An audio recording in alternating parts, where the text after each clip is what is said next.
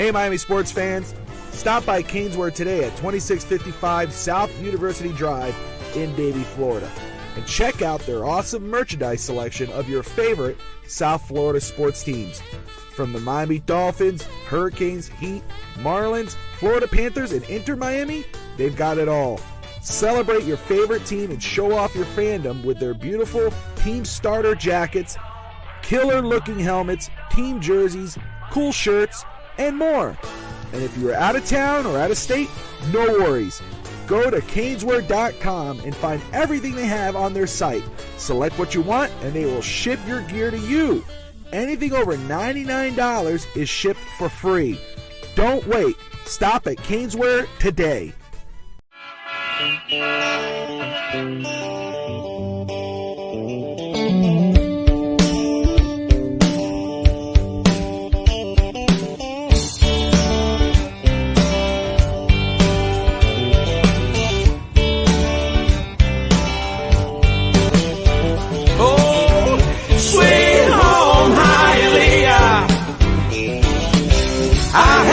Traffic, but I love you. Ahora de Cuba la Bella, del Palacio de los Jugos. Los chicharrones.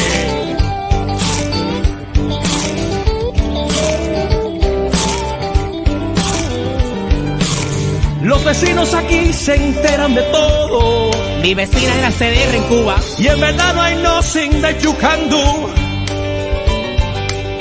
Chacleteras sin llames con corbata. Aquí yo vendo hot dog, pero en Cuba yo era médico. Le saco el dedo y digo Q. Sweet home Hialeah. Solo 30 minutos de Le Fallo. Oh, sweet home Hialeah. I hate your traffic, but I love you.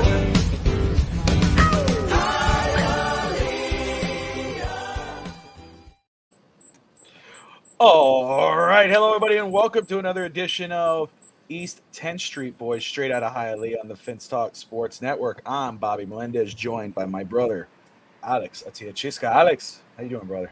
I'm doing good, man. Doing good. Nice and fresh. Yes. Still a humid day.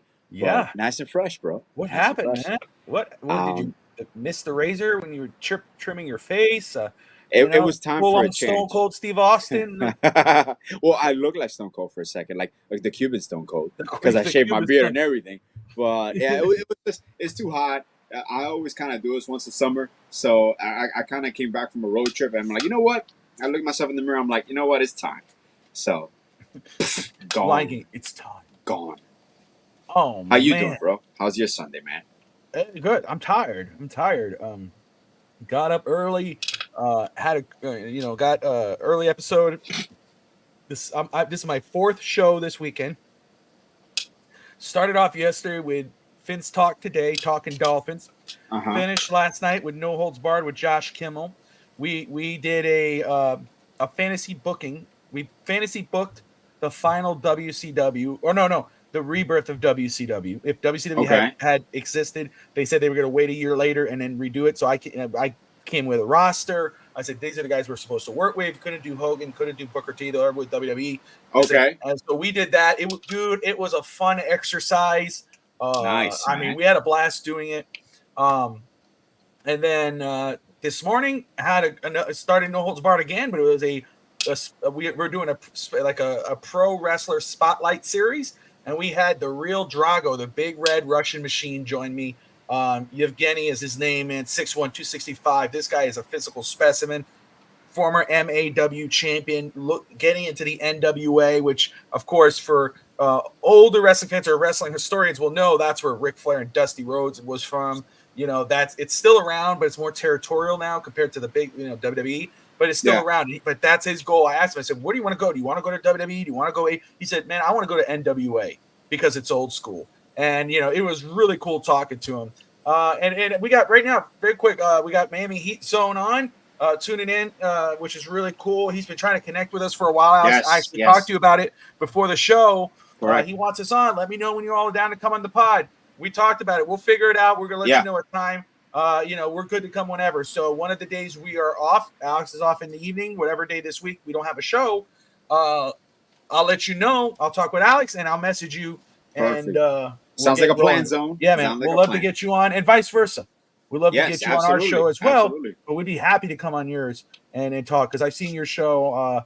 He does more audio, it looks like, but it was very good content for Okay. Miami Heat Zone guys. Perfect. bro, perfect. So first off, man, we're gonna talk a lot of Miami Heat tonight Mhm. because we haven't had a chance to. I think last week we Yeah. took off. Yes, we did. We did. We you had know- a 2-week hiatus. Yeah, we took a 2 week. No, thank you for reaching out, Miami Heat Zone. We appreciate you, brother. We took 2 weeks off, which is okay. That's okay, but we do get antsy. We're like, we talk, dude, we got to get the show. What day do you want to do this?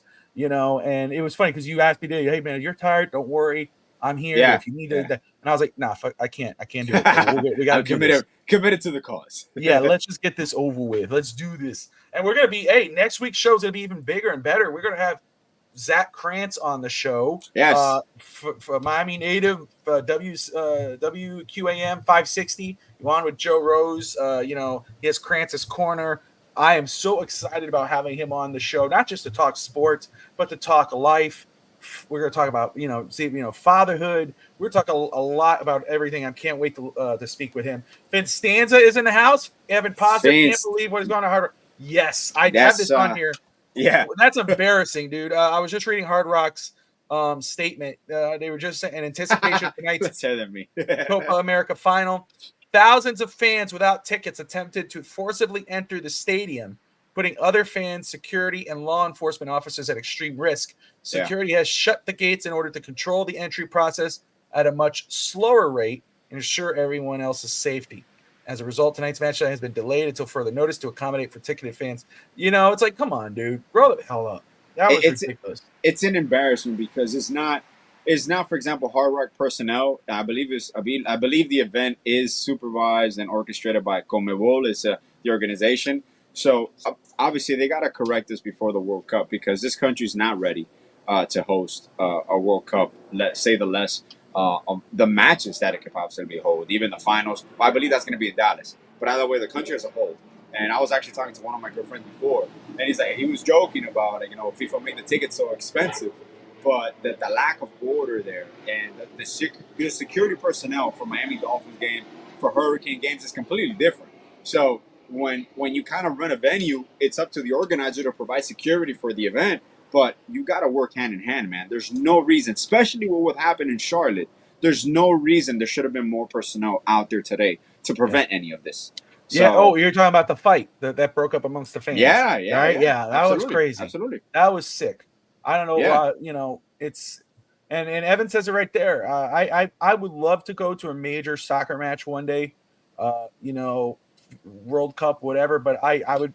First off, I don't like crowds. I'm not a big crowds guy. No. I don't like all that. But just to experience, I guess, one time, I'd be down with. Yeah, but there are children in that crowd. That's the one thing. They don't care. That's the problem. They disregard it. They have no care in the world. I've never understood this about sporting events. I don't know if that's a conscious in you, but I've never gotten to the point of you completely disregard safety measures just because you're going to a sporting game. And trust me, I understand. I've been to many sporting events in my life, and when you start consuming alcohol at a very early time, you kind of do stupid things. But there's no excuse whatsoever for this show, especially when we had the situation, when we had the time to plan for the situation. And it sucks because I watched, for example, Euro Cup today, and you kind of see the security measures in Germany. Everything was under control. Obviously, we don't know anything beforehand, but bang bong. That's the motto, man. Evan, you brought up a great point there. I've never understood. How do you celebrate a championship, a glorious day in your city by completely fucking up your city and destroying your city? I've never understood this. Like, how do you correlate? We won! We're champions! Let me fuck all this shit up. Like, I don't get that. It's the same thing. I truly think that's the outsider. That's not really the fan. I think that's somebody looking to do it. They have an excuse. That's right. It's the same thing as civil unrest. Like you go, what's peaceful protest? It's not really. Yeah, of course. It's the other people are like, oh, I'm going to take this opportunity to break that store window. And it's of course. Yeah. Security this weekend in the U.S. Yeah, it's been trash. You know, when the soccer matches, obviously, yesterday was horrible, scary situation. No matter what side of the aisle you stand, that has no place and should have no place in any environment in a political race. We're not going to get much into it, but I think Alex and I both will say that you know, we're praying for those people's family, the guy's family that passed away, and obviously, Yeah. thank God, you know, no one else was hurt, and especially, of course, the former president and current Republican nominee Donald Trump. It's a scary dude. It's a scary situation. But yeah. So yeah, security has sucked. I don't understand what the hell the Secret Service was doing. But we'll move on from that because we had a lot to talk about. First off, what I'm looking forward to, I'm really looking forward to. Alex knows this. I love playing video games. Alex likes playing video games, but not as probably much as I do. Yeah, or not he as has much. time Not to. as much. But I do, and I'm really looking forward to EA Sports College Football 25, which is coming out this week. Finally, you know, nothing was better. I love playing Madden, but nothing was better than playing NCAA football. You know, you got the college, you got the schools, you get the recruit athletes, Yeah. you win the national championship. I am so looking forward to getting that game and trying to pick a school. I'm going to try to pick a school that obviously, I'm more than likely to pick Miami. Usually, what I do, maybe I'll pick a smaller school in Tennessee and kind of try to build up that Yeah. program. I love that, and I can't wait. So every time I see somebody I used to doing a play- free giveaway, huh? I used to play with the basketball one, NCAA Yeah, basketball, and I yes. created the University of Hialeah. Oh, were the did you? Tigers. Yeah, for sure. I like it. The Tigers for Hialeah Elementary. For Is that sure, what you- man. For sure. Nice, Of course, bro. And I used to love those. I love when you get into those creative mode. You could in this NCAA, you can create a university and everything, right or no? Oh yeah, you could do Oh, everything. that's perfect, the same bro. thing, That is bro. perfect. Yeah, That is awesome. I'm looking forward to taking over university, Evan, creating for a university. sure. Let me know when you're down here. Let me know and we'll connect. Give me a call or message me quicker. Never quicker ever for the beats call. NBA Jam. NBA I- Jams, yes. Tristan and Yeah, I Jam. love playing NHL. We play a season Yeah. together. We really enjoy it. It's taught us more about hockey than Oh, we've ever okay. known. You know. Oh, So, the calls, like icing and all that? Yeah, ice skating, offsides. You know, the lineups. Yeah. You know, and you know you got The line Kachuk changes? And, Yeah. Barkov and Kachuk, and obviously you want to Yeah. play with those guys, Reinhardt. And all of a sudden you notice that they're gone. All of a sudden now Yeah. it's switched up, and you know you're kind of Yeah. like, whoa, what the hell, dude? Like, you know, but then you realize, oh, it's to keep the lineups fresh. They're rotating. Of course. You of know, course. so it was. So I it's been. Evan could attest to this because I always think, obviously, you always go back to basketball terms, but I always say this. To me, the most difficult sports to play, I believe, not in a results based, but the actual regimen of an athlete. One of the most difficult sports to play has to be hockey because you're on skates and you're going a Yeah. mile a minute. You're stopping. You're changing directions. That's why these lines, and Evan, maybe you can follow up with it, but that's why lines, you can't have a line out for more than 2 minutes or a minute and something, right? Like, I don't even know what's the average time of a line before Yeah, a it shift. goes by pretty quick, at least in the game. So I don't know. That's a great question. Evan would know, and I know Evan had said in the past that if we have any questions, especially we were talking about Tristan, to ask and he will answer. Perfect. Last change in hockey, key strategy. Freaking mosquito. 40 whatever the hell they seconds. have flying around. I hate this. Perfect. Okay. Yeah. Oh, interesting. Okay. Damn, that's not a big turnaround time. That is quick. They had to close. People with tickets stayed out. That's stupid. That sucks. But That's just embarrassing, man. no, it is for sure. It is for sure. And Let's those touch on aren't cheap tickets, bro. The No. tickets were like $1,500, $2,000. Even the cheapest ones, bro. They're probably going to kick out the people that did break in. You know, you have a ticket. Let me see your ticket. No, get the hell That's out. insane. Arrest you because you're breaking and insane. entering at that point. But we'll wait and see what happened there. Let's talk. Yeah. Let's talk some Miami Heat, man. The Fire Miami away, Heat. You know, there's been so much noise amongst Heat fans. It's kind of cooled down right now since what we've seen with the summer league. Jaime Jaquez had a monster game, a very damn good game. I'm trying to see if I could pull up his numbers right now.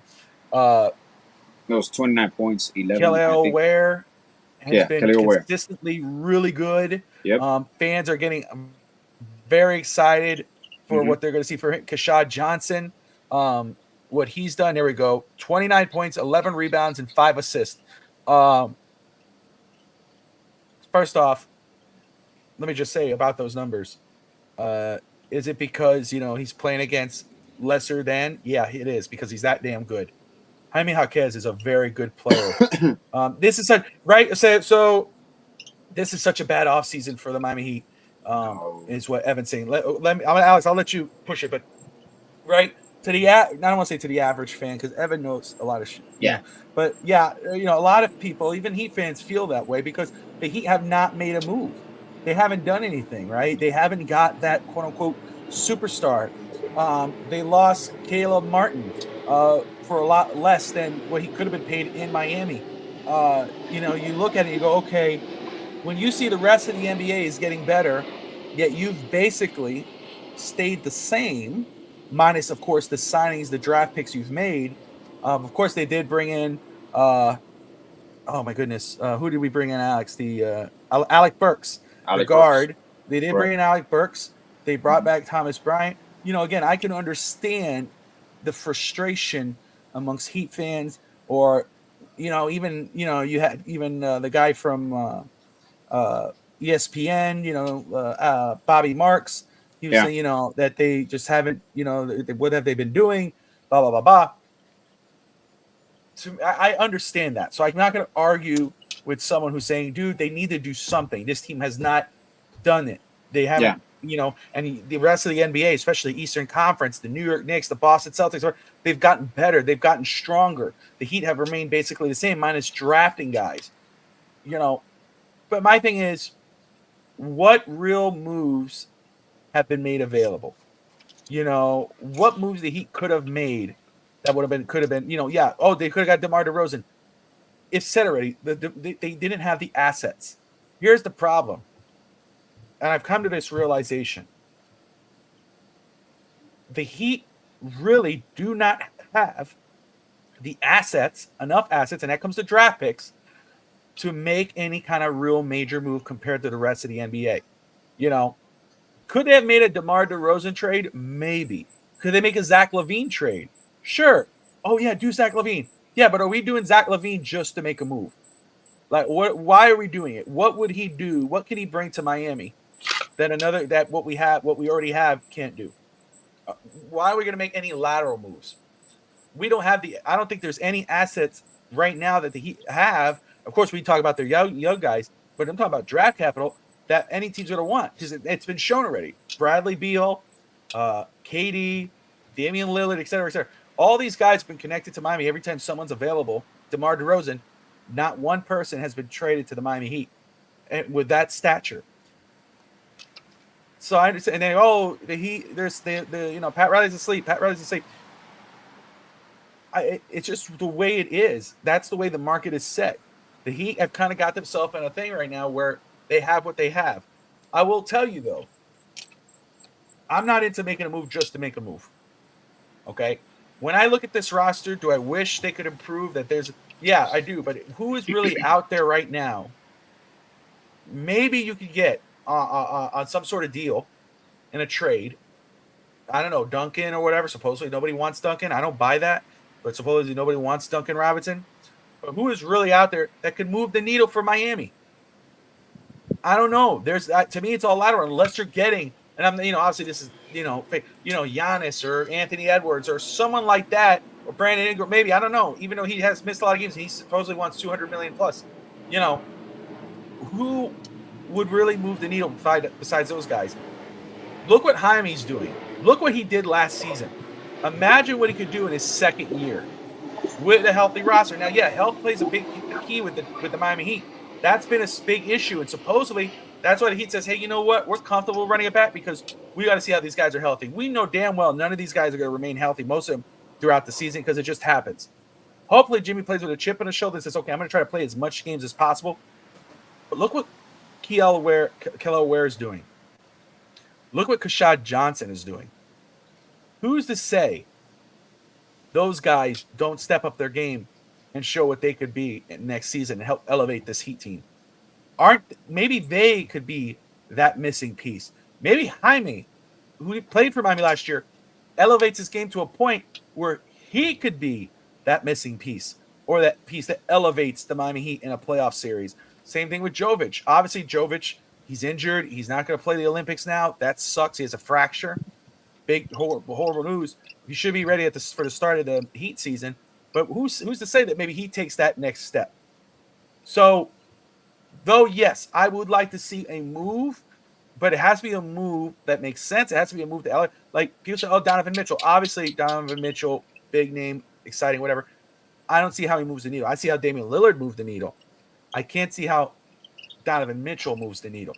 That's just me talking, full disclosure. Alex, you see the frustration on Twitter. You see, people are saying Pat Riley's asleep. Evan said it there. They're having a horrible offseason.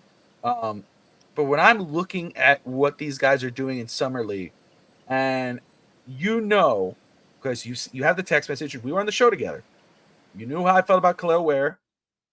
I was big into Kashad Johnson. I talked to you the game day 2. Yeah. He obviously was not drafted. He was he was an undrafted free agent. But you're watching what they're doing. You're messaging me about them day after day. Mm-hmm. Yeah. Where do you stand on what the Heat have done so far? Is running it back a truly bad thing for the Heat? Can you really see them? Maybe obviously they have if they lose enough games and they're in the lottery, they can keep that pick and they get a lottery pick next year in a very good draft. Expect to be a very good draft. It's a win-win situation, right? But I can't see that. I see the Heat making a playoff run, maybe top 8, whatever. But I could see it, and I could see some of these guys helping elevate the Heat. There's no move available right now outside of the Miami Heat that I think will really elevate the Heat. What are your thoughts, man? Well, like you mentioned, Rob, in the offseason for now, there's no move. They're still monitoring the market, obviously, with Lauri Markkanen. Until Lauri signs his extension, people are going to still monitor that. The whole Brandon Ingram conversation, his agents, if they could get a deal done with the Pelicans, you can kind of maybe entice them to move him. Do I believe Brandon Ingram could be successful in Miami? Absolutely, 100%. Do I believe Lauri Markkanen can put you to the next level in the East? 100%. But I always go back to this, and that's one of the things that people always overlook. And the last 2 champions, Denver Nuggets and the Boston Celtics, how long has their core been together? It's been more than 5 years apiece. They've developed teams. They've added pieces that didn't work. They reshuffled. They added new pieces. You've used this term yourself many times. Miami Heat fans are spoiled in regards to they expect greatness every year. And absolutely, we are a Class A organization. We are a championship organization that we expect to compete every single year. And we're never out of it.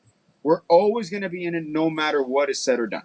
So the moves are always to be a championship contender. The moves are always to be a Class A organization. We do not tank. We don't lose on purpose. The year we did that was in 08 when we kind of, traded everybody, sat everybody down, and that's when everybody wanted Derrick Rose. We ended up with the second pick. We know we went on with that. We got Michael Beasley, etc. There's situations where me personally, I do not think it is a bad idea to run it back based on the situations that we're okay with the team that we have. We never got to see it. We traded for Terry Rozier, which is ideally, the way some people look at it, Terry Rozier could have been this offseason acquisition, okay? Because the moment we make this trade, and to me, what is hilarious that it's come out, and Ethan Skolnick has reported this, he mentioned something about Andy Ellisberg understanding the cap to the point with the new CBA that all teams in the leagues confide in him and they ask him and they consult him because he's one of the only people that understands all the ramifications of the CBA. Okay, so now, and I told you this before this offseason started, there's going to be a lot of teams that are going to reset their payrolls this year. You have these teams that go into the second apron and that they're solidified because the ramifications are so big that you cannot, there's so many contradictory things for you as a team builder when you go into the second apron that you are literally putting all your eggs in that basket. If people don't understand the second apron and in this new CBA, take a moment and go and analyze everything that you cannot do once you cross that second apron. That's why organizations are very careful. Only a few of them have gone over it. And I don't believe anybody else will go over it this year. That's why Miami is dead set. They're going to be right below the second apron, but they're not going to cross it. So people ask, why do we have an extra roster spot? That situation. To me, a trade can open up that roster spot availability to actually be signed. I believe we have 4 players right now in our Summer League roster that deserve 2 ways. Obviously, Keshad Johnson, number 1, he is the steal of the draft. He is a more athletic version of Caleb Martin at this point. He is built. He's an athlete. His number 1 knock was his shooting. That's the only reason he didn't get drafted. Because when you see him play, NBA scouts are not dumbasses. They know what they see.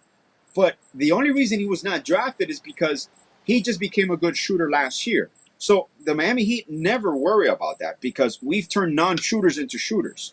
So they can work with you there. They can develop you in that regard. But there's so much potential there, and with Khalil Ware, he's going to put on some weight.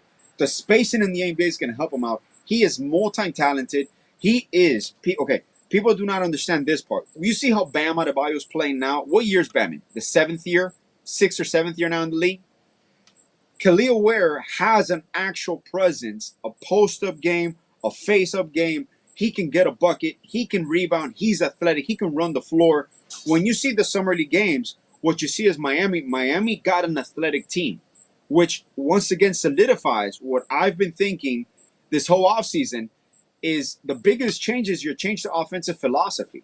Their defense might go back a little bit. I'm not going to lie to you. Their defense, they're still going to be a defensive first team.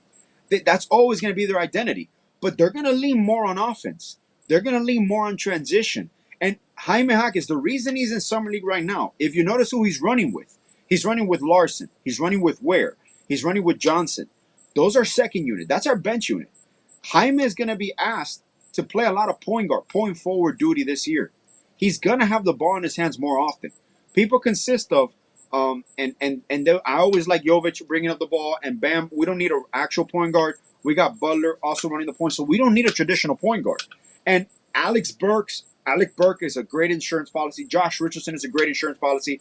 But those are things that I remember when Highsmith wasn't signed, and we talked about it, that he might be the last signing of that roster spot. I was okay even if he wouldn't sign because of Keshad Johnson. Because I knew you have someone that he's rotation ready right now. He still has things that needs to develop. He still needs to mature. Still needs to grow naturally, organically. But he's already there. He's already there. Now, Highsmith is going to solidify his game. He's going to improve. Now you're going to see a little bit more play action, creation, and all that. But the amazing things of these players, like Keshad Johnson, you don't run any plays for him. He's just like Caleb Martin. You're not running anything from Keshad. And he does everything that you need him to do on the floor. Larson has a chip on his shoulder too. You can tell he's a guard that likes to bang down low. He likes to have contact. He likes to initiate contact. And his shooting's going to improve as well. So there's no problem with it. But when you draft players like that, now it gives you the possibility of moving a Duncan Robinson, of moving a Tyler Hero. Does not necessarily mean you're going to do it. But now you have a lot of versatility. So before, last couple of years with Miami, when Jimmy was hurt or Bam was hurt, what was our problem? We couldn't initiate offense. We didn't have a team that can score. Now you have a team that you have a versatile team. You no longer have specialists. He can only do this. Now you have players that are multidimensional. And when you have basketball players on your teams, now you can play all styles of basketball. And that to me is the biggest uptake of this offseason. Also, the big elephant in the room, Jimmy Butler. And they even interviewed Andy Ellisberg today. And he said they asked him, I believe, about the possibility of Jimmy's extension. And he made it clear. Pat Riley in the end of season press conference stated that there's some things that he wants met. There's some challenges he wants met. So basically, to my understanding, in that mindset of basketball is like, they're like, Jimmy, we'll take care of you. We'll do your contract. Do this shit first. Take care of it. And Jimmy, like you mentioned, Jimmy's not used to being challenged. But Jimmy's personality will take that challenge and will double down on that challenge. That's a great point. I didn't know about Andy Ellsberg. Yeah. You know, there's so much talk about Tua and his contract situation, and Yes. many people are saying that more than likely, or that it may look like, not more than likely. There are some people that would like the Heat and the Dolphins to let him play out this season and then possibly extend him, but they have to see how he plays this year first. I think the Dolphins still get that deal done before the season, but with the Heat, that's exactly what the Heat are doing. They're saying, wait, we're not going to give you a contract right now. We'd like to give you a contract. We'd like to keep you here, but you have to play more games than you're used to. We it's a lot of money we got to commit, and right now you could see that Miami is kind of handicapped with the cap situation right now. Where now that we just gave an extension to Bam, he's going to be here 5, 6, 7 years from now. You're towards almost not the end, but you're close. You're on the other side of it now. Evan asked, "Do you truly believe the Heat will win with Jimmy and need to move on?" Yeah, because Jimmy has shown that he could help carry this team through the playoffs. I mean, twice he's had monster runs in the playoffs. We could win with it's Jimmy. Those additional pieces. We just need to get there and guys to be healthy during that playoff run. The regular season doesn't concern me. Just get there. But no, if the Heat are one and done in the playoffs, and or they don't even make the playoffs, I think it would be time to move on. I think the Heat would move on in that situation. Look, and with Jimmy, like I said, it's all going to come down to health. But I believe you're going to see a different Jimmy Butler. You don't need. Are there games that Jimmy's going to drop 40, 45? Yeah, he could, absolutely. But what the organization wants to see, and what I personally want to see myself, not as from a coaching aspect, just from a fan perspective, is you want to see him engaged. Jimmy, he's going to take some games off. That's okay. I'm okay with maintenance. But the games that you do play, you want to see him engaged. So this team is probably going to ask Jimmy to be more of a focus defensively. Him and Bam are going to be your anchors defensively. I don't need Jimmy to drop 25 points a game. Like, I've said this countless times. With the way this team is built, Jimmy can get you 17, 18, 19 points a game, but I need 5, 6 assists. I need 6, 7 rebounds. I need 2 or 3 steals. I need 1 block. I need deflections. I need Jimmy Butler. And I believe maybe his assist numbers are going to go up. He might be more on ball in the starting unit, him and Jovic, because then Hero can play off ball. I personally think that they might try the Terry and Tyler backcourt, but I'm a big fan of maybe starting Robinson with Tyler and bringing Terry off the bench. And you can, either way, it's how you stagger those lineups. But when people think about starting is not important in the grand scheme of things, but when you have a starting unit that takes up 5 or 6 minutes of the first quarter and then 5 or 6 minutes of the third quarter, that's a 12-minute gap in your basketball game. Okay? That only leaves you 36 minutes. Those 12 minutes are important. So that's why it's important when you have cohesive units. People just go with names and like, oh, I'm going to start this guy and he's a starter. You look for cohesiveness in your units, the way you can stagger them and your sub patterns where they could intertwine, play with one another. But there are teams that there's players that play better off each other. Like, I guarantee you, people are going to ask for where to play next to Bam right off the bat. It's not going to happen. That's a gradual transition. There might be minutes, but they're not going to play with one next to each other for a predominant amount of time this year. Now, would I be surprised if it happens? Yeah, absolutely. But do I think it could work? 100%. Because now you're switching. Bam is so versatile that when he's playing the 4, he has so much more space to roam around and be more himself, even in the perimeter, that it opens up lanes for you. But is putting the right personnel around you, like a Tyler, the Larsons, the Jaime, the Jovic. There's a lot of things that you can do when you have versatility and size. This is one thing that people do not understand. This offseason, they not only went with size, but they went with physicality. They went with players that are athletes. Keshad Johnson is an athlete. Khalil Ware is an athlete. He has size, agility, strength. And he's going to get stronger. He has creativity. So you're no longer boxed in. Okay, you're not only looking for specialists. And pardon me, don't get me wrong, a trade could happen. Okay, it's still early. Some of these trades happen late into August. maybe even September. So I'm not going to say it's not going to happen, but the way it's going, we're kind of looking to bring back the same team. But if there is someone that's going to be moved, it'll probably be Tyler, Duncan. I highly doubt that they want to move Hawkins or Jovic, depending on who is getting asked. Because, for example, Brandon Ingram situation, that's going to just be a salary match, maybe a first-round pick. Lauri Markkanen is going to request Utah's going to request more of your assets because his salary you don't got to really match that much because he's only making $18 million right now. So that's going to be probably a 3-team deal. So there's, if anything's going to happen, I think maybe it's the Pelicans, Jazz, and Miami, a 3-team deal where one person ends up with the Pelicans, whether it be Lauri, whether it's us with Brandon Ingram, or some sort of situation of that regards. But like I said, it's highly unlikely at this point, but I will not discount it. But at the end of the day, we didn't get to see the Miami Heat play basketball in the playoffs. We got to see 1/3 of the Miami Heat play basketball in the playoffs. So I know it's a story about injuries, just like we've talked about with Tua before.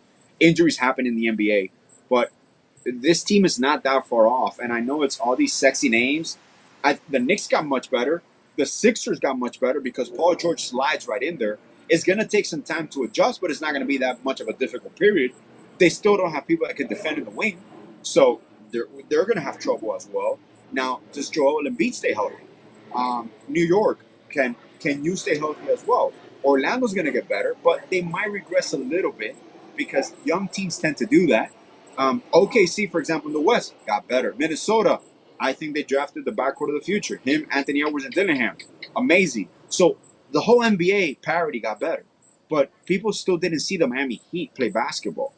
And the Miami Heat at full strength is a very different team than we saw playing against the Celtics. So I'm okay with where we're headed because I've always seen the future with what they're building. And even post-Jimmy, if your core is this, you got Bam at 27, you got Jaime at 24, you got Jovic at 21, you got Larson at 23 or 22, you got Keshad Johnson. You have builds. You have cornerstones that you can build around. And people got to be patient.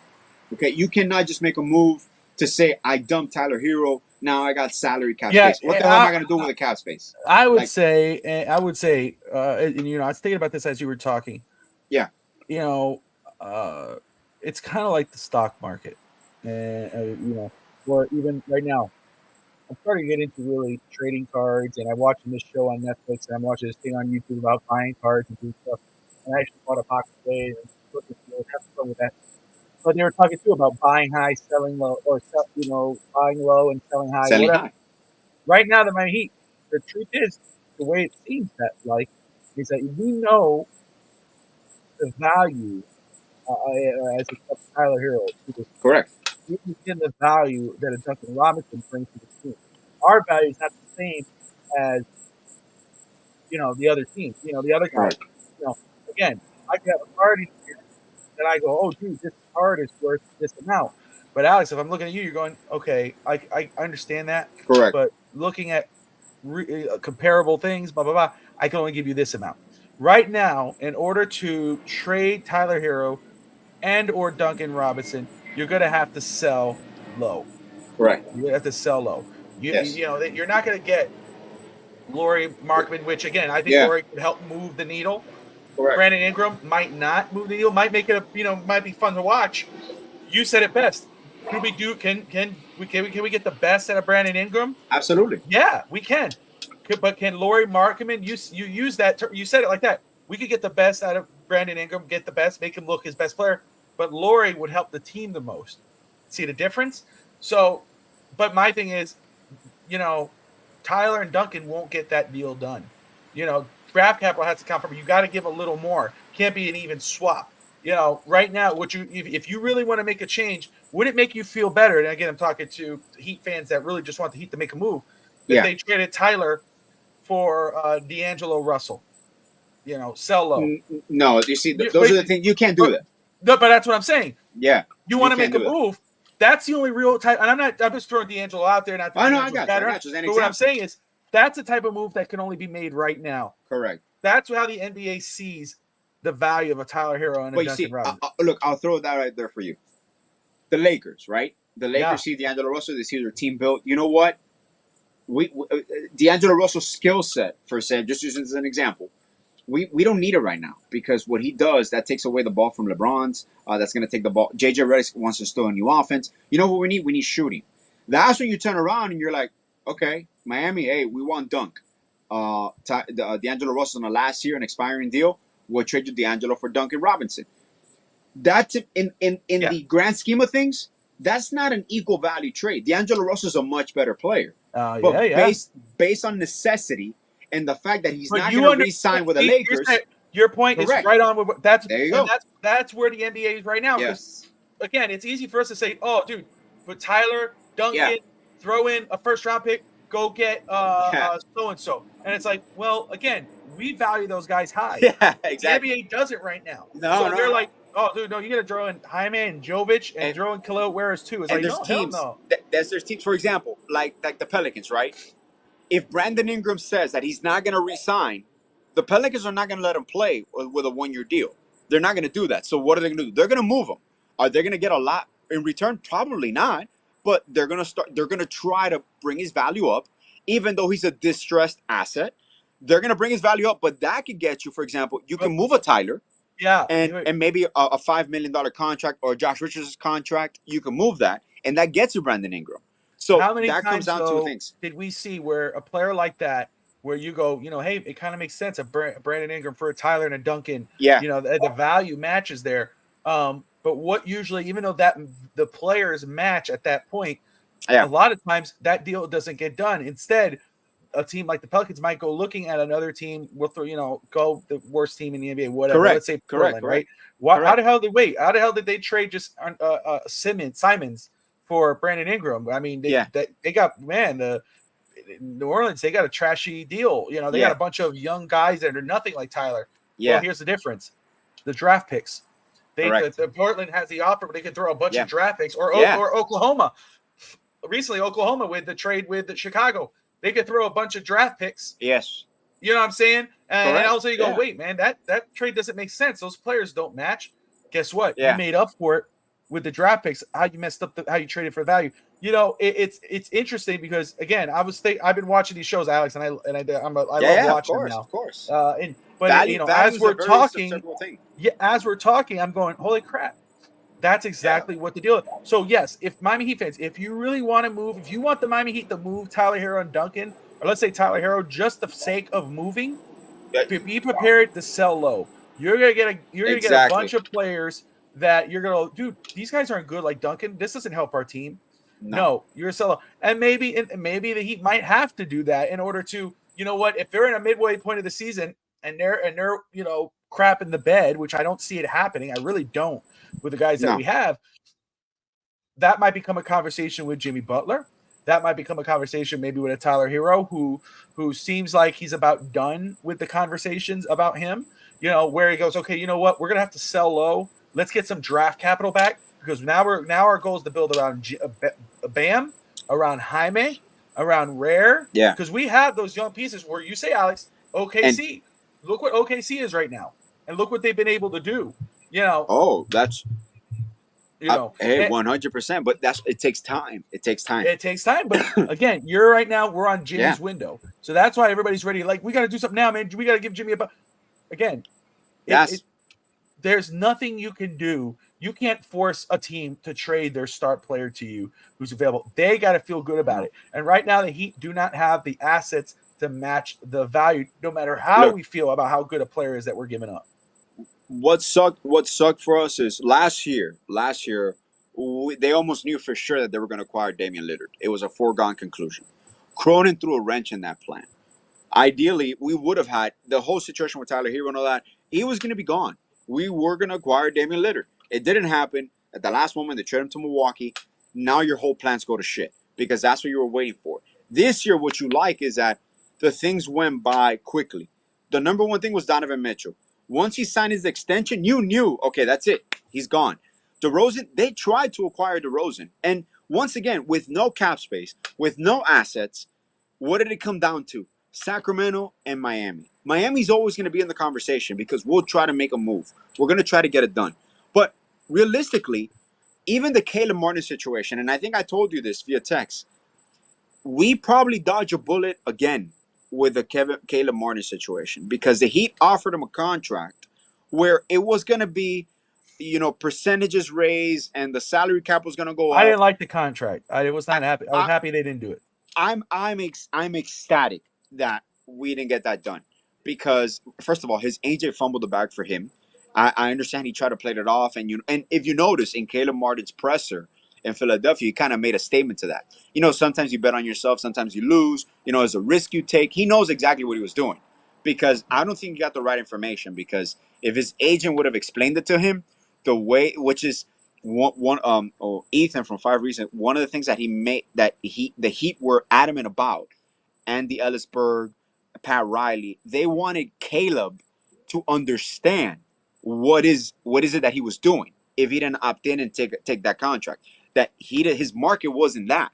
So at least we have a Class A organization with that. I know they would try to do right by him, but when you see Keshad Johnson, when you see Pele Larson, with the limited amount of picks that we had, the limited amount of assets that we've hit on absolutely everything that we could have in this draft. Because even let's say Keshad Johnson, we look at him at another second-round pick. We hit on him too. Those are 3 rotational players down the line. You already got Bam there. Let's say Jimmy walks away. You have a team still of Tyler, Hawkins, Bam, Khalil Ware, Jovic. You have a nice young nucleus that you're going to build around. And with Bam being the leader here, the captain. So we're not, I don't get it. When people look and they're like, oh, Alex, you're a homer. I'm like, no, I'm not trying to be a homer. I'm really trying to dissect our team. I'm like, our team is not that bad. Like, we have a talented team. Like, we can go any which way direction. We can keep up with every team in the East in a 7-game series. Like, I'm not scared of that. So, yeah, the sexy names have moved. Paul George is now back in the East. The Celtics re-signed their whole team. And they drafted a pretty decent role player with the 30th. But there's going to be step backs. Drew Holiday is going to regress a little bit. Porzingis is not healthy. He's not going to play until December, January. So I'm not scared of what possibly comes to Miami. I know there's going to be a different philosophy offensively. We might struggle a little bit off the gate, but I believe in what we have. I really do. So it's just a matter of perception here, okay? And then you know what's crazy? The season starts. We start 8-1, 10-1. No conversations anymore about like, oh yeah, the Heat knew what they were doing. They were sure about it. That's why they didn't make a move. And the whole conversation changes. It always happens. It's sexy. It's sexy at the moment. Let me just say, Evan, and I don't know if Evan's still with us or not, but he said, if the Heat take a dip, do you see that Spo gets being poached? No. I don't see any scenario where Eric Spoelstra is not the head coach. He just signed an 8-year contract. He's fine. He's not going anywhere. Yeah, this is his team, his identity. I think, again, once Riley's gone, it's full grasp on that. He'll be president. He'll be president of the Miami Heat. Yeah, absolutely. There's no way in hell I see him ever leaving. No, man. Again, I just think people, we've said it before, goes for all fans, but especially Heat fans. It seems like it's like just spoiled for a move. I mean, the Heat are not doing anything. How many times do they have to do something for you to shut up? How many times have they done something? The Jimmy Butler deal, I know the big 3. They say, oh, that was really Dwayne Wade. Okay, fair enough. Jimmy Butler, et cetera, et cetera. How many times does a deal have to get done where you say, okay, you know what? It just didn't go our way. Right now, we don't have the assets because we made those deals. The Heat made the deals, and that's why there's still picks that we owe to other teams, i.e. OKC, et cetera, et cetera. And guess what? Until the Heat stop making those deals and we go 2-3 years ahead, then we're going to have a lot of draft picks again, and we could do all that again. But and you're going to see, and people forget, bro, Tyler, he was a hell of a player, man. Like, people don't understand, like, this team has actual ballers. Well, that's the thing. It's like, I don't get it. No, and that's the thing, right? It's like we have 4 players that can average 20 points. You're looking to move them just to move them. And okay, I get it. We're trying to move the needle, right? You're trying to move the needle to make that to push yourself over. Correct. That I understand. If that's the reason to make that deal to move Tyler, okay. But it has to be for the right deal. You can't just say we're going to move him for this guy, because again, the only thing you're going to be able to do, you're going to have to basically sell low. You're going to have to sell low. And again, this is not about a selling low team. This team does not try to burn out. They're not trying to tank. They're trying to win a playoff. They want to win a finals.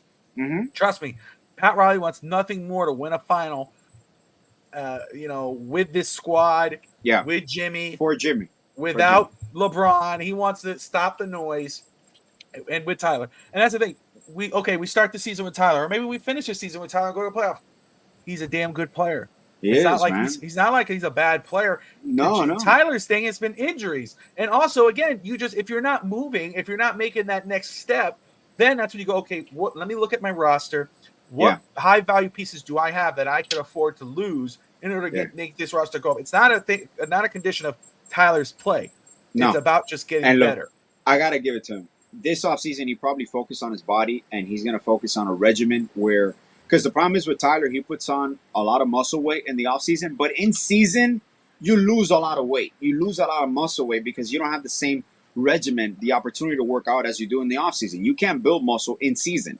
You got to maintain in season. So I'm pretty sure his diet is going to change. His nutrition will change, part of the diet. His routine is going to change.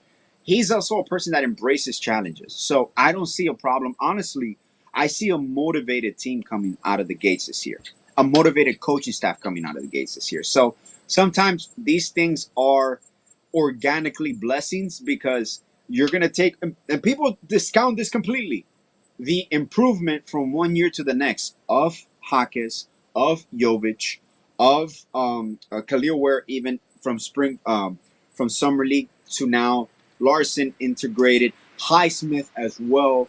So Highsmith being more of a focal point with Caleb Martin out. Now you're counting as Highsmith as one of your point of attack defenders. So there's an epitome of things. And honestly, to me, the biggest challenge right now is who gets the 3 two-way contracts. Because I understand Drew Smith and Spo loves them, but I want to give a two-way to Josh Christopher. Keshad Johnson already got one for me. I know Pullen got the other one. Then to me, the third one is between Zion Pullen and Stevens. A trade can fix that and can open up a roster spot, and we can sign one person to a standard contract. But I love Stevens. I love Christopher. Keshad Johnson is a standard contract. No. Keshad Johnson's on a two-way. Really? I thought he was a standard deal.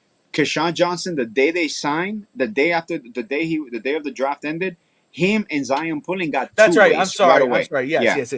Like, sorry. We're gonna lose Cole Swider. We're gonna lose Alondis Williams because their skill sets right now. If you notice, Miami prioritizes what the others bring, And right now in this team, Alondis Williams will not get a lot of playing time, even though he's a scoring guard. But he needs to be a featured scoring guard, so he's not that much of a complimentary player. So those are things that you're gonna start seeing. When they remove that, they're still in the Summer League, but now Cole Swider and Alondis Williams can be signed by any other team. Like Jamal Cain. Jamal Cain got a two-way with the Pelicans. Like, we knew that's it. That ship sailed. Orlando Robinson signed with Houston Rockets in their Summer League team. I don't think he signed. He's just there with a Summer League team. But you can kind of see the shift of where they're going. And they're trying to get those complementary players, the right pieces to fit their core. And they go all for it. Honestly, This is one of those years that you're going for it because you got Jimmy there on the contract. You're going for it this year. So we'll see. We'll see how it plays out. I will say, I want to mention about the Marlins in just a second. Yes, sir. They're doing their draft right now. Yes. But I will say, because you were bringing up Orlando Robinson and Omir Yurtseven just got released. Yeah, from his squad. Yeah, and my last two center projects. I'm going to be a dick for a second, everybody. I just love messing with my brother. This is the way let's be real. If it was a team, you're going to coach the team. Let me pick the team. I'll give you the ingredients. Hey, shut up. Get out of here with that shit, bro. No, you just you go with the safe picks. Come on, man, get out of here. Safe picks, homeboy. Get out of here. Get out of here. Year after year, I could explain to you every single one of personnel. Bro, what? You would have traded Bam 6 years ago. You would have traded Bam 5 years ago. You can't build a team. You would have traded Bam. I would have moved the needle. No, you would have moved the needle. I would have moved the needle. You were going to trade Bam for 5 years. Justice Winslow. Get out of here. Hassan Whiteside, extend him. What happened? Hassan Whiteside, extend him. What happened? Hassan Whiteside played great. What happened? No matter what. He played great. Hassan Whiteside played great at the time. Not after his contract, he struggled. But that's what I'm talking about. Hey, Pat Riley gave his contract. That was the debate. Was if Hassan I'm Whiteside's wrong and deal? I Pat said Riley's no. wrong, You said I'm yes. good. What happened? I'm What good. happened? What You happened? still got to give that contract. You lost Wade. You had to give him that contract. No, you didn't have to give him that deal. Who were you gonna sign that year? I don't know. Fill up the roster. You don't know. You had to do it there. Yeah, yeah. Well, Get outta that's here, man. now. That's now. This outta is here. then. It's That was crazy then. talk. This is now. Fact Okay. of the matter is, you Yeah. can coach the team. I'll make the team. Yeah. Because Nah, obviously the that's guys okay. I've talked about, the guys I I've will- brought up, I look will- at them I will- now. I will Look at them resign. now. I will Look at them resign now. before. Look, yeah, I'm you will done. resign. I'm You'll gone. resign. You'll resign. Peace. You'll resign. I'm like Pat Riley, bro. I'll fax my resignation letter. You I'll made sign him it head right of back. personnel. Get the fuck out of here. I'm Yeah. gone. I Yeah. type like that too, like Dane Cook did. You'll be in the lottery while I'm looking up, going, "What happened, bro? What are you doing down there?" Being up, man. You know what? Oh, hey, you know what? Let's do this. Let's go on 2K. Let's go on Yeah. 2K. Let's Yeah. pick 2 teams. Yeah. Let's go. Let's go. Yes. I like this. Let's do it, bro. Let's fucking do Bet. it, man. Hey, all I'm saying with Jovic, when I talk about Jovic, now you love Jovic. You're like also Jaime, Khalil Ware, Kashad Johnson. What happened, bro? Who was Well, the yeah, guy? no, oh no, 100%. But for example, I still think, and you can mark my words. Yes. Last year, do you remember who was the player that I wanted? If it wasn't for anybody else, do you remember? It was 2 of them. It was 2 of them. You talking on the Heat team now, or are you talking? No, in no, general? no. In general, remember when Who? the what I thought about the players of the draft, long term. You talking about the guy who went to the Rockets? Yeah, I wanted Cam Whitmore, Yeah. but I also wanted the guard that went to the Jazz, Keontae George. Yes. That was my player. That was Yes. my player. And this year was oh my God, Carrington, Bud Carrington. He's gonna be, to me, he's gonna play lights out for the Wizards. He's in the perfect situation. So, but the moment, for example, what you hit on Ware, the moment you draft a Ware, that's it, bro. Like Orlando Robinson, obsolete. You know that Rare right now. I've been reading up that I'm seeing people. A lot of people are already saying this guy, give him already the rookie of the year. People are high on him with the way he's been performing in summer league. He okay. The great thing about Ware that he really got drafted to the perfect situation, where you have a good defensive team that's going to give you some space. It's going to develop you, and you don't have to be the focal point right away. Like for example, like a Sarr in the Wizards, or to me, out of all the players in this draft, Reed Shepherd should have gone number 1. Realistically, Yeah. I think he should have been the number 1 pick because he is that talented, man. And Khalil Ware, aside from those, he's one of the most interesting prospects. Obviously, you're going to go with Edie. People are going to go with Edie. I think Edie's going to be great in Memphis. Again, that's gonna not do taken great. away because I talked about Edie. Yeah. The main thing about this draft year for me, which I would say for a little while, but for me was the Heat needed to get bigger. They needed size on this roster. Athletic, and big. So there was Kerrigan. I think I butchered his name, but again, his numbers don't match what Rare is doing right now. But he got drafted way earlier. Edie, another one who I think Edie's going to have a great career. I think he's going to be really, especially in Memphis. But Ware was the next guy, and again, 3-point shooting, blocking, the size. He's the most athletic. He's the best defender. Add 10 to 15 pounds on him with muscle. Him and Bam. And he has great footwork. And if you notice, one thing I want to talk about, because I saw it the last game he played, and it was one of the things that they want to bulk up a little bit. He gets pushed around a little bit, but he always recovers and always ends up where he wanted to be originally. And his mid-range shot is on point. So there's a lot of things that you see that once they develop him, he's going to be unstoppable next to Bam, next to Jovic, next to what he plays. Let me ask you this, and we'll move on. But Bronny James, I haven't watched one of his games, but I've seen the highlights. Of course, I'm probably looking at just bad highlights, but have you got a chance to watch him at all? And what are your thoughts right now on him? Well, my thoughts are the same thing. If you go back to my tweets or like for Bronny James, even when he was in USC, I always figured he was going to be a great combo guard. Defensively, his defense, you can't teach, number one. His defense is going to keep him in the league for 15 plus years. He's crazy athletic. He's an elite athlete. He has LeBron's athleticism. Bryce is going to get LeBron's height and his overall game, but Bronny's a decent shooter. He's struggling a little bit. He needs more playing time. But defensively, his point of attack defense is probably the best of any guard in this draft. that alone, Bronny James could be a role player for 15 years in the league just on that. But unfortunately, you're going to judge him based on his last name. You're going to judge because he's LeBron James Jr. So he's always, that's why he's the leading story on SportsCenter. People are going to flock to his game. So yeah, you can draft him for that alone, but he's a decent basketball player. Okay. He's not a number one pick. He's not a franchise cornerstone, but he's a perfect role player and a great combo guard. He could play the 1 or the 2. He can get a shot off. He can create.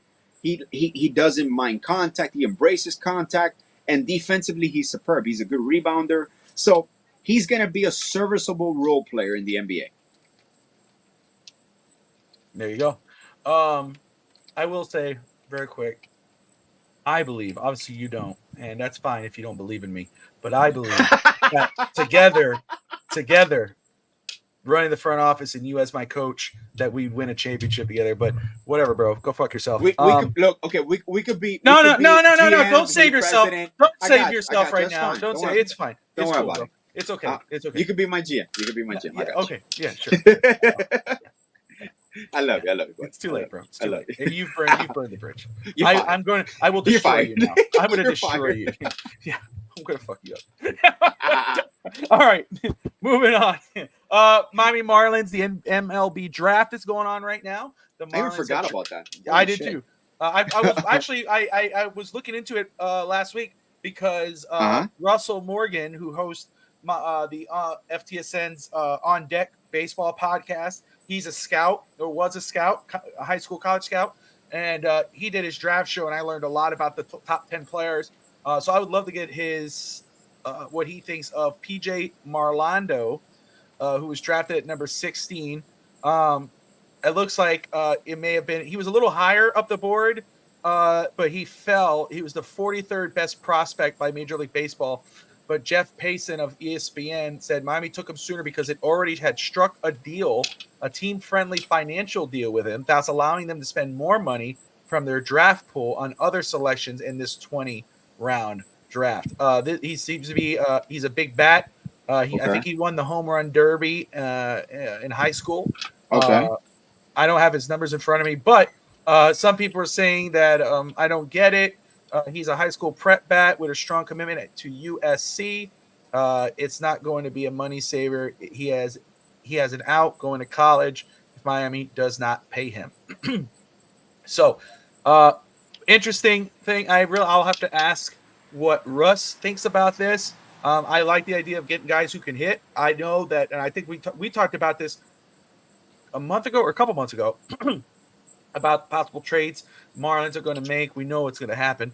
I think Jazz Chisholm was a guy. That's a guy that I said I see him being moved, and now there's rumors heating up that they're going to move him to second base. So that will be interesting to see. Excuse me. Let's make sure I'm not missing anything here. I always, and it's funny, we've never played him at shortstop. But he came up as a shortstop, and he plays second base for us already. So they're probably showcasing him. I really hope they don't move him because that's kind of, I understand what they're going with, their actual rebuild around with Bendix and want to build the right way, et cetera, et cetera. That's fine. But Jazz Chisholm he brought a flair to the team, and he put you on the map, man. So we'll see. Pitching staff is going to be fire next year. They're going to be even. We had Noble Mayer in the futures game yesterday. So the future's bright. It just sucks that it always happens to us in regards to these builds and new ownership. And once again, if it wasn't the Marlins doing it, kind of like the Astros did it before, people would be on in. But because it's the Marlins, we're going to be skeptical. And now we got to see what we do, because if you just drafted this kid because he's a team-friendly deal and you passed up on a lot of more prospects, that's the part that's like, what are you doing, man? You know, are we just doing this for a financial gain or like, come on? And on a big news, Ross retired from related company today or this week. He's going to focus only on the Miami Dolphins and on Miami F1. Yeah. That is huge. Steve Malloy talked about that on Real Talk Rants. He's the one who actually told me about that. Yeah. Perfect. Again, I'm down with that. Will of 305 Sports Now had Zach Krantz on last week. Okay. On his show. We'll have Zach Kratz on with us next Sunday Yeah. morning. But Will had him on, and they talked about Stephen Ross and saying he's one of the best owners in football, and I agree. He is. He is, man. What he's done for players, he always writes those blank checks. It's always He about is. winning. Oh, and by the way, when I went to the University of Michigan in my daughter's college tour, we saw the building, the new engineering building. Yeah, is named after Ross, and it's the only building that is aqua and orange in the whole. Oh, yeah? whole unit. It's a very modern building. Oh, you should have took a picture. Aqua and orange in the middle of UM. Yeah. Yeah, you I took think a I did picture. take a picture. I gotta find it. I gotta find it. Yeah. All right. I'm trying to. These people are idiots, dude. There is video of people entering the stadium through the ventilation system. Did they start it officially or not yet? I don't know. I have no clue. What freaking losers, man. Truly. I mean, it is a different beast, that's for sure. And people don't understand this soccer fandom. Soccer fandom is insane, but it's crazy how. And I can say it because it's who I am. But Latin American soccer is very different than European soccer. The style of play, the fandom. Latin American soccer tends to be very violent in regards to certain situations on fields. And don't get me wrong. I know when you see videos of Serbian basketball and shit like that, where there's fire in the crowd and all that, that's legit. Yeah, So yeah. I get it. There's fandom. Fandom is fandom. But I've never understood fandom out of control or trying to take advantage. I'm like, bro, if you don't got money to go see the game, I'm gonna watch it here at home after the show. I'm okay. I don't get that. And you have kids there, like Dati said, there's insane amount of situations that could go wrong. And even myself as a father, I don't place my kids in those situations because I don't feel safe with them there. I really don't. I fear for their safety because I gotta protect them over me. So that's it. You're no longer a priority in those situations. So I try to avoid all these big crowds, all these games. And it's super cool to be part of the game. It's super cool to go to these national championship games and all that. But to me, it's just a hassle, man. It's just, it's too much. Too much. It's horrible. It's who would ever want to go to something like that? That's crazy. Yeah. Yeah, and we're supposed to host the World Cup. Exactly. Let's get some random questions. Let's get some random questions out. We haven't done that in a while. Go. All right. That's the way to end it. Yes. This is interesting because you said this. You messaged this one time the other day, Okay. a month ago. Okay. For me, which I thought it was. I funny. messaged it to you. Yeah, you were kind of a, Okay. it's kind of a dick move, but it's all good. It's all good. A Who dick- is your celebrity doppelganger? Shit. Has anybody ever told you? I have an answer from my opinion. Okay. To a point. They- but who is They your? told me Go ahead. there was a time that it was James Franco, and there was Yes. a time that it was Josh. Is it Josh Hartnett? Yeah. Okay. Josh Hartnett. Yeah. At one time, well, I've been. When I had hair and a beard, they started calling me Bad Bunny because I had the little hair and the beard, and I would always wear my hat with the little hair, and it looked like Bad Bunny. But So James I've Franco had is a the few. one. yeah. James Franco's I've had the a one few. that I always say would be if I don't know why, but there's Yeah. some looks that he has where I'm like, yo, that's kind of eerie. I'll let you say yours for me. I'll let you answer.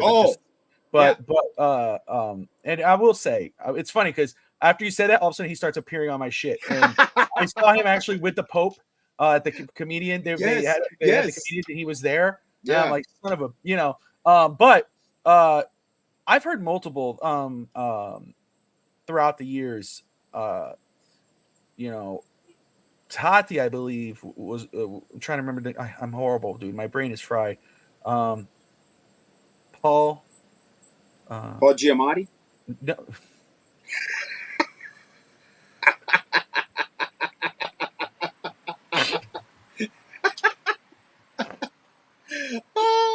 You set it up. You're such an asshole.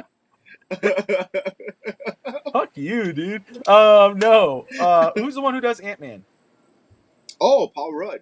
Tati always said that she goes, I could see him playing like a brother, you and him playing brothers. She's always Yeah. another one was, which totally threw me off guard. Was the one who, oh shoot, what's his name? I'm gonna find it first before I say it. But and it's funny when they said it, because I sent a GIF of him doing a silly thing, and they're like, "Oh, I've always thought you looked like him," and I was like, "What?" And now I kind of see it especially when he was in Parks and Rec, and that was Nick Offerman or no, fucking A, dude. Chris Pratt. Chris Pratt. Chris Pratt was one. You know, and at first I was like, I never saw it, I never thought about it, never anything. It's the face. The face. He has the same face. Yes. Until I started really, and I'm like, okay, I could see it. Like, I think more than Paul Rudd. Like, I could see kind of a little bit. But I think Chris Pratt more. Now, I would say for you, Chris Pratt more than Paul Rudd. Now, the style of clothing, the glasses, the hair. Okay. Everything. Other than that, again, I think it looks like our friend Dave Stager more than anything. He does. It's incredible. I never thought I was going to find someone whiter than you that looks like you, and it's Jim Gaffigan. Anyway, so whatever, bro. Because he's white, but then his beard is white, and then his hair is white. He's like an albino. He's white. He's a white. But yeah, it was who? What was his name? Jim Gaffigan. Jim Gaffigan. Yeah. You know, of course, with the hair and the glasses, and obviously, white hair. It's obviously not the same. You know what we got to do? Let's put on a vote, Bob. Let's put a poll in the Sports Network's Twitter hold. A picture of you and Jim Gaffigan, and then a picture of me and James Franco, or whoever you want to put. Who looks more alike? Yeah. It's that's not fair. You know, I mean, it's like, we got to go with a guy that actually, you just saying the hair and the clothing and shit. Doesn't look like me though. But it's funny. Ever since you did it, every time I look, he pops up on my thing, and I'm like, I hate this dude. You see him every time. I thought it was a dude that was, but it's not him. It's another guy. There was another guy who got in trouble for. You know what? No. Oh no. That's Louis C.K. Yes, that's when at first I was like, oh hell no, and then I went, oh no, that's another dude. That's another guy, yeah. Especially if that guy's gonna after this guy is gonna go see the Pope. Ron Swanson from Parks and Rec. Ron Swanson. I wouldn't say it's a doppelganger. Maybe personality wise, for me with a grumpy day, he is definitely a doppelganger. Like I could see that. I think for both of us, we both have that in us. We have the same ass day. Similar, yes, that you and I, we could be just assholes. I don't know if I do. Let's see. Oh, for a while, but this was my wife. It was Hugh Jackman when I had the hair and Wolverine. There was a time when I had the same hair, and I forgot what movie he was doing. I forgot what it was. Will Ferrell? Mugatu? Remember? That was your dad. My father. Your dad he was like Mugatu. Hey, Mugatu. What's up, Mugatu? Get the beeswax with the spiky hair. Mugatu. Oh, that's man. Funny, dude. Have you ever had an imaginary friend? I don't think I've ever asked you that, or ever heard you say something. I've never had an imaginary friend, but I do talk to myself a lot, and I kind of go through the day talking about situations, scenarios, talking them out, solving them. Yes. But no, I've never had. I've used my imagination before, but I use my imagination more like a visualization of achieving something or doing something. But no, I've never had an imaginary friend where I actually legit I think I have a friend. No. It's fun. The same thing for me. I would say in regards of, yes, I do talk out situations. Yes. I work out things beforehand, and that's how we're able to get through stuff. Correct. If I kind of get through it beforehand. Mm-hmm. So I agree. I do that as well. I will say though that I do. Me, I love writing stories, and I've been writing stories since I was a kid, and God willing, one day I could publish it. But I do imagine that I have, lived through that, trying to say how to come up with a thing, acting that out or kind of going through that. That's happened. But no, I don't think I've ever had an imaginary friend. No. Someone I've when I was a kid. Yeah. Let's see here.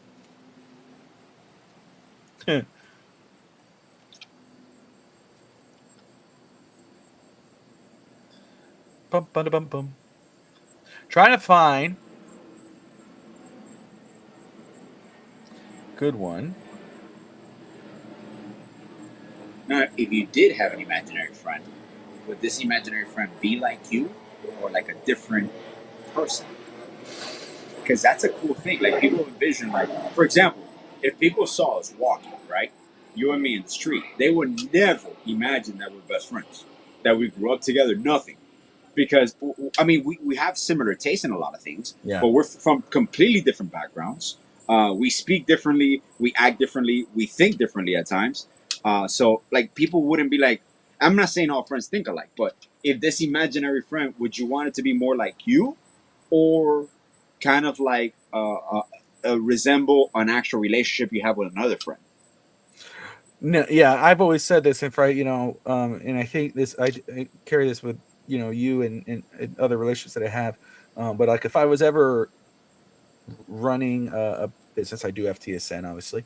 Yeah. Or if I was, let's say, if like I would say, like president, I would have a cabinet that doesn't see eye to eye with me on all things. Of course. I would of course. prefer you to challenge me a little bit, or say, "Hey, man, but what about this?" Of Game of course. Thrones. I talked about this the other day with Harrison. I was asking, who would be your hand of the king? And he wrote, "Oh, you." And obviously that's probably good because I would challenge him. But Yeah. I was like, but I was going through. Oh well, I'm thinking about the characters. There's Tyrion Lannister, who was like he was bad as a mother. He got people killed on it, but he was a great hand for 20 years. My thing, if you were to get like your council, I would like people who are different. Obviously I want people kind of in line with Yes. the same mission. Yes. But obviously someone say, hey, Yes. So if I was, if you say, oh, if you were to do imaginary friend, I would want somebody to give me the other side of it, to tell me, hey, maybe you want to try it this way, Correct. or that, so that, and I guess that's the same when it comes like for us, you and I, Yeah. Again, we're brothers, and no doubt, best friends. And, Yeah. I mean, it's going on, I don't know how many years now. Oof, I don't know bro, if it's 32 years. Something like that. Yeah. 32, 3 decades. 32 years, man. And I mean, but it's not like, there's a lot of things that you and I see eye to eye on. Yeah. We could act the same way in regards of, attitude or Yeah. how we carry ourselves and family and whatever. But there's a lot of things that you and I see differently. Absolutely. That there's a lot of times that you and I will be like, dude, you don't look like you never. Yeah, he talked, we're joking around and shit, but still, that's legit too. But anyway, but at the same time, there's a lot of things like you said that people might go, I didn't know those two were best friends. I didn't know. No, they are. And I actually prefer that because I would rather you tell me, hey, Bobby, the same thing. Absolutely. Like when you were up here, and there was some things, and it was like you had a perspective, and I gave you the other perspective. Correct. Or just in life, I have something. You go, but Bobby, man, you got to think about it like this too. And I'm not gonna go, Alex, shut the hell up, man. Get the fuck out of here. No, I'm gonna listen to you. I'm gonna go, you know what? Yeah. Or I might go, well, Alex, this is what you don't know, or this is what. And you and I can have that because I would rather you challenge me because you may open up something in me that made me realize, oh shoot, wait a second. And you know why that's possible? Because our friendship is also based on respect. Like we, no matter what, even when we don't agree, we've never. I mean, we've gotten mad at each other and shit like that, but we've never been disrespectful to the point where friends are always gonna fight, brothers are always gonna fight, but there's always a respect factor that is I want your well being and I know you want my well being. Like I don't want to harm you, you don't want to harm me. So I think to me that's the basis of any friendship, reality. Or any relationship should be like that. It's not always over like, what can I get from that person? It should be like, what does that person want, not from me, but want for me? And a lot of people don't see that. So it's true. And that was a great question, Alex. I mean, that's a good way to continue that. Let me see here. I don't want to find something to, let's see. I thought it would give you time to find the next question, but I failed at that. Well, what you did was you got me thinking. You could have answered it yourself, and then I could have kept looking. And then you kept going. You said, "Let me ask you this," and I'm like, "Oh, let me pay attention." Oh, fuck! I'm a dick going. Well, Alex, as I'm looking at this, yeah, cool story, bro. Why don't you speak to your imaginary friend while I look up the question? That's right. What were you afraid of as a kid? that you're still kind of afraid of, you're still kind of scared of now? That's a good What one. was I afraid of as a Is- kid? What were you scared of as a Damn. kid that you're like you still there's still you still have that now, like you kind of go, ooh, I don't like that. Shit, I don't know. I mean, what was I afraid of as a kid that still kind of bothers me to this day? I will say, I'll start first. Yeah, go ahead. Obviously, there's other things, I mean, you can say a snake and shit. I don't like snakes, but no, it's a fear. I don't know what that fear is, but I don't, and I've swam in it before. I just get over it. Yeah. But it's dark water. I don't like pitch black water. Oh, Like okay. at night, like my grandparents' house, jumping in the pool with no light on. I've done that before. Oh, okay. But okay. I got remember, you. like when I was a kid, I'd be like, dude, what if there's like a gator in here or a Yeah, shark? yeah, I always yeah, thought yeah. like a shark's That's gonna in come. here. Yeah, I You know, got you. I got and then even now, like I'll do it, like when I went down there a little while back to see my grandparents. Yeah. I took a dip in the pool and I couldn't find the light and I just jumped Yeah. in, and of course the lights were on around the area and I could still kind of see, but it was still dark enough that if I went underwater, it's pitch black, and I was kind of like, I'm swimming. I go, nope, fuck that. Should I swim back up? And I'm like, so I would say dark water, man, pitch black water. I'm Black just water. Yeah, that I could say that's a fear. I wasn't really, and I'm not trying to sound like a fucking macho man or anything. I was really not afraid of any particular thing when I was a kid. Obviously the dark, but obviously that went away. Like, crossing things, but I would say what I was always afraid of as a kid was confrontation in regards to, not because I was afraid of anybody, but I didn't know the limit of what I would do or not do. And that's always something that I always That's a good still answer. feel now, especially That's a now good with my answer. kids Yeah. and my wife. I try to avoid confrontation, especially with the climate the way it is right now in this country. I try to avoid confrontation. That at the end of the day, like I read a quote, was that Keanu Reeves, that he's at a point in his life where if you tell him 2 + 2 is 5, he's like, okay, man, that's cool, yeah, 2 + 2 is 5. Like, I don't argue with people over stupid shit. Like, I take care of my family, I take care of myself, but I've always been not afraid, but very respectful of levels of confrontation where I've had many of them, especially on the court. And competition usually brings that, but it always dies down because you're a competitor and it's in the game, in the scenario, in that situation. But life to life confrontations with people, I try to avoid. I them think for that's safety of all. Again, that's where you and I kind of right hand in hand with is. Yeah. I'm the same. I do not look for confrontation. I'm not Nah. interested in confrontation. Nah. I got too much to lose, man. I got and it's too the much to same. lose.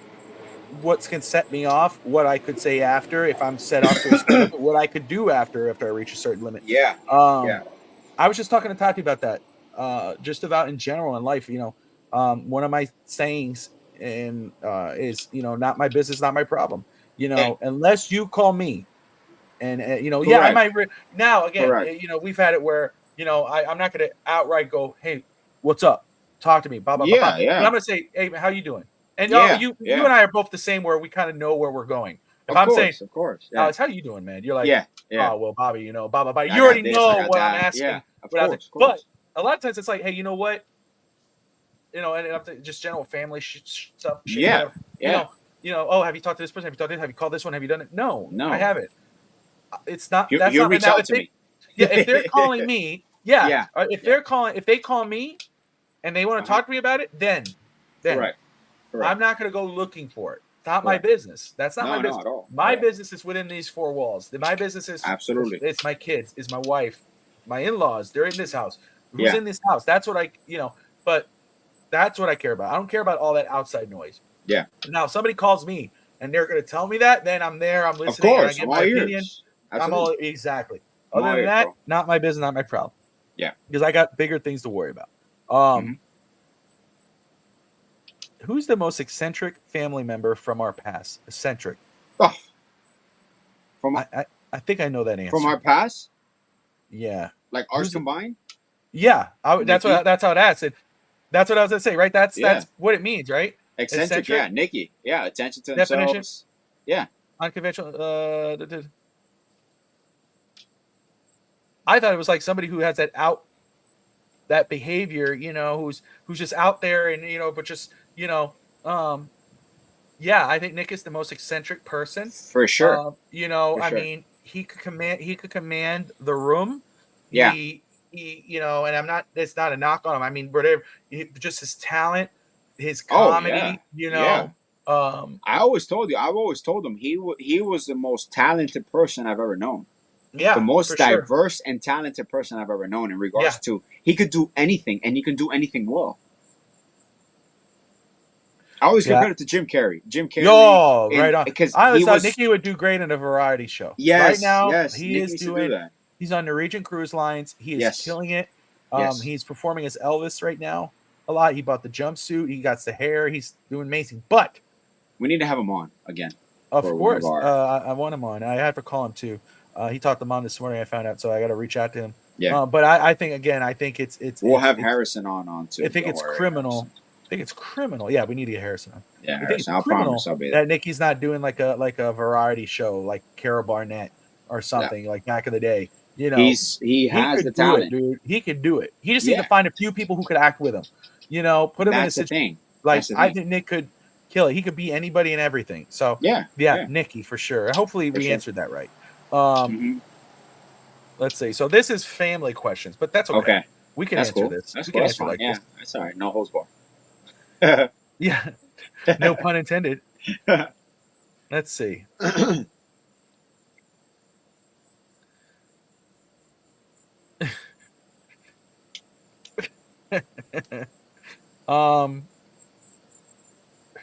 No, I don't know if that would work.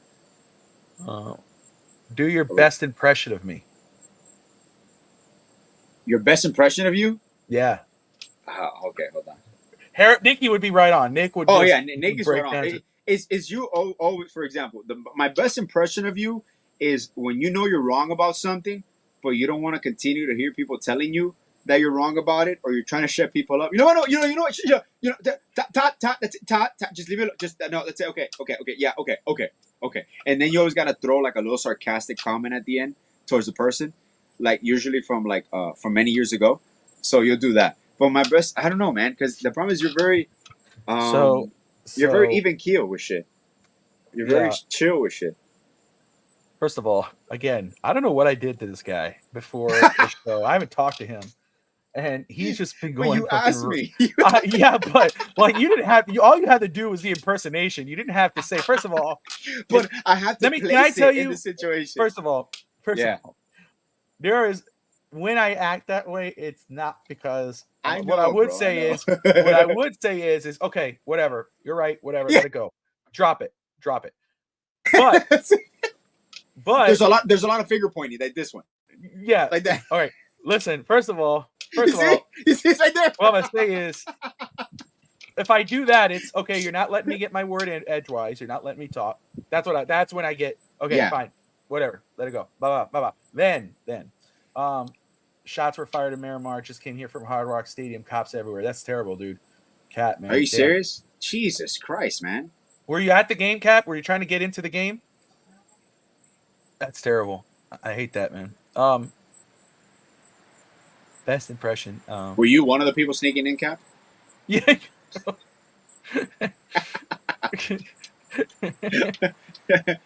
Were you firing shots? I mean, funny, like a self-incriminating situation. It's like, I gotta go, These fans guys. are crazy, bro. They're trying to get in the game. Oh man, I gotta go beat Chase. It's Guys, like- I'll call you back. I just got home. I'm sweating.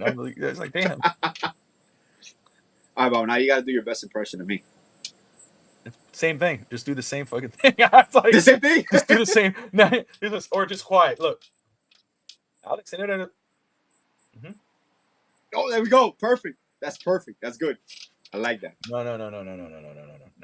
I didn't say that. What I said was, now, That's to- good. That's to good. me, That's good. yeah, That's to good. me, it would be Bobby, bro, Bobby. No, you don't understand. Wait, let me just shh. Let me explain something to you. Hold on. What you're supposed to add, it's like, bro, come on, bro, come outside. bro, dog, you told me, man. Like that, bro. Oh, don't be a dick, bro. Don't be a dick.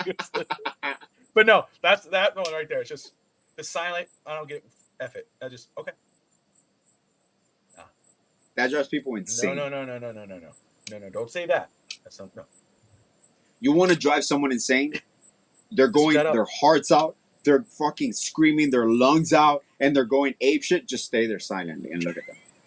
They'll go absolutely apeshit, bro. Calm, cool, and collected. I live across the street. Oh I shit! just found out crazy time. It's nuts, man. It's terrible there. I just can't believe it's like that. It's embarrassing, man. And not only. Okay, I understand the event organizers as well, but you as a fan, like for your country, you're representing your country out there. You're embarrassing your country, man. It's horrible, man. It's horrible. Last one. Go ahead, fire away. Let's do two more, and just Let's for go. fun. Let's Would do you it. rather live under the ocean or on another planet? Oh shit! Live under the ocean or I another would planet?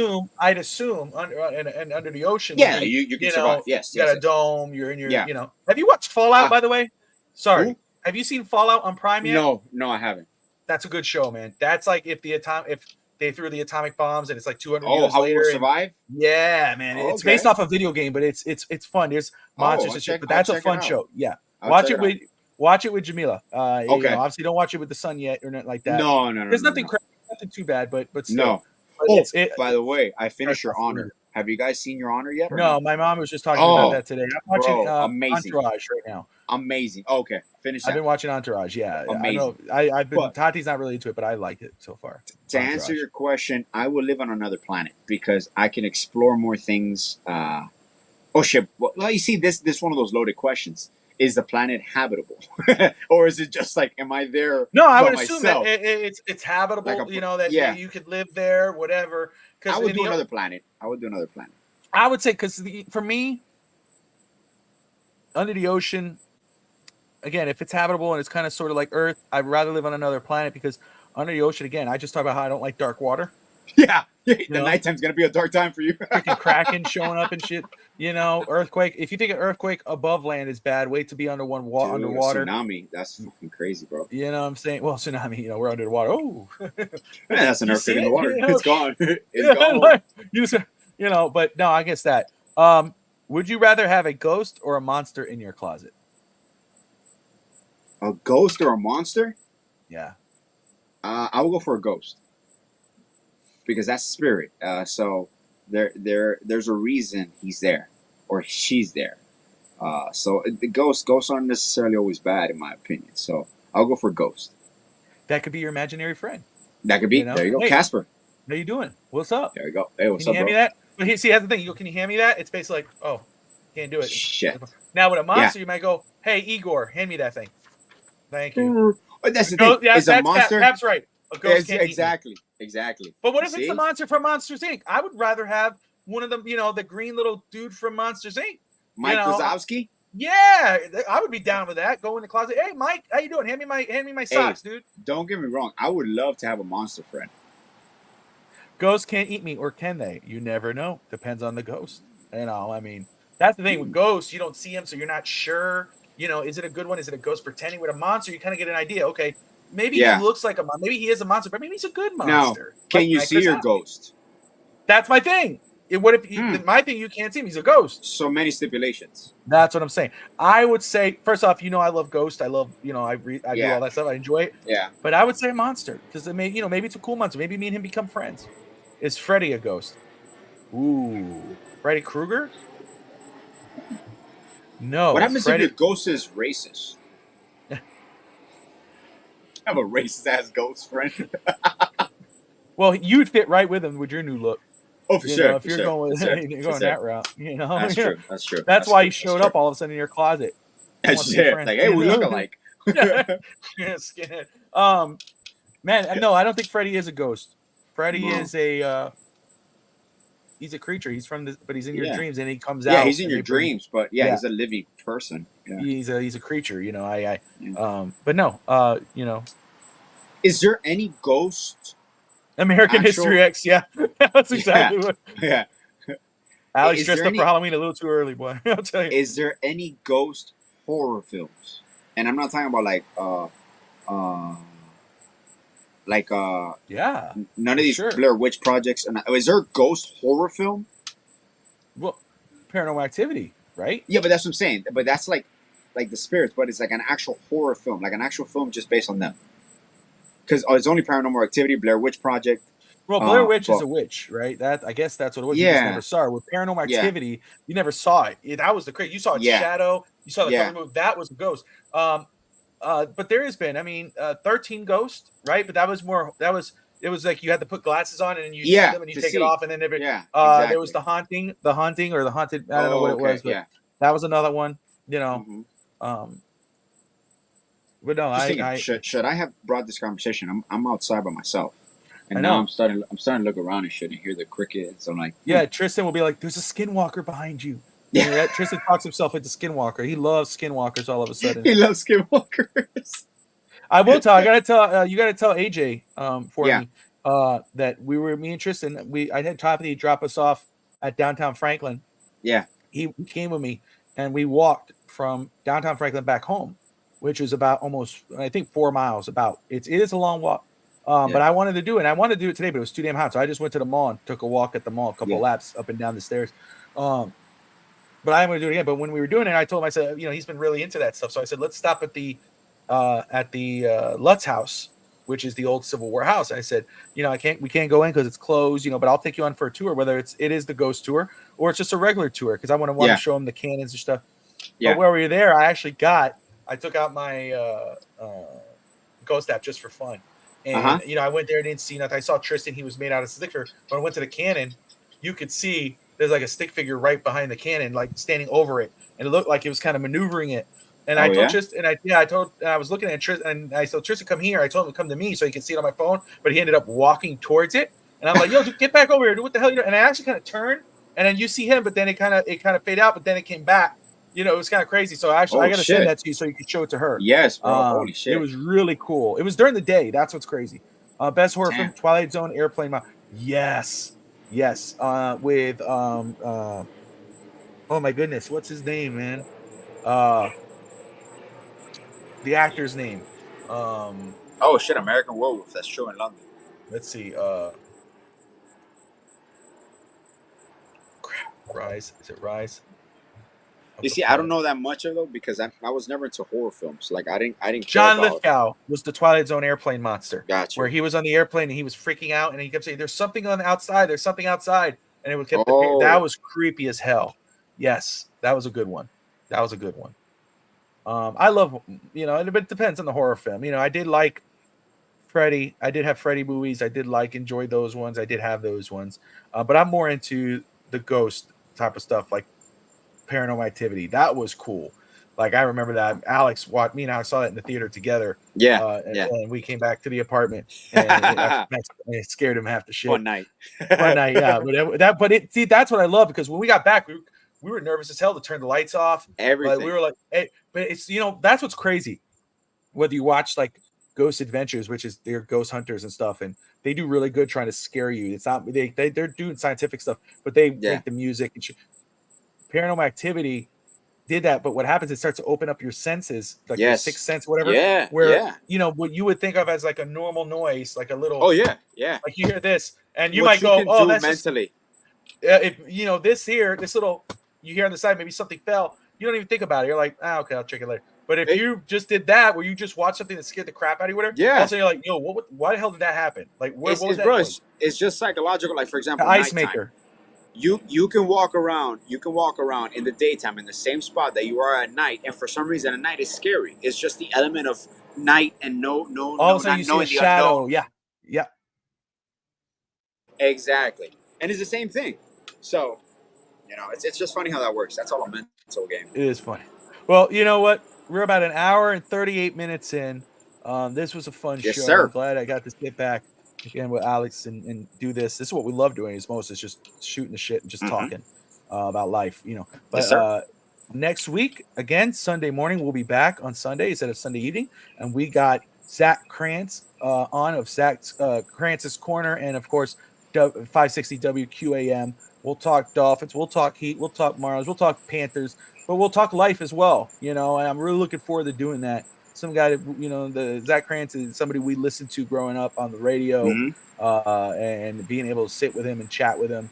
I'm excited about doing so. Guys, if you haven't yet, wherever you're watching, whether you're watching on Twitter, Twitch, Facebook, wherever, hop on over to YouTube, hit that like and subscribe button, hit that notifications bell, Join us next Sunday morning. Catch another episode of East 10th Street Boys. Cap, I appreciate you, brother. Have a safe Yes, sir. weekend. Same, God bless same for you, my Cap. man. Alex, any final words? Not much, man. Just reflecting on what we talked about. What's going on in our country, what's going on in sporting events, and I just want people to have an understanding and kind of have a refreshing point of view. It's like we're all here for one another, no matter what you're doing, no matter your walks of life, no matter what you believe in, what you don't believe in, what sporting event you're going to or not. Just enjoy it. Make it safe for others. Make it safe for everyone, and just have a good time. And like I always say, go Heat, fins up, and I'll see you on Sunday, bro. Well, we'll talk in between, but I'll see you officially on Sunday. We'll see you next week. All right, everybody. We'll see you next Sunday. Join us. Have a good I'm gonna night. talk to Have my a blessed imaginary week. friend. There you go. Yeah, let's go talk to some imaginary friends. Talk to your imaginary friend. Go talk to the monster in your closet. Till then, we'll see you next week. Peace.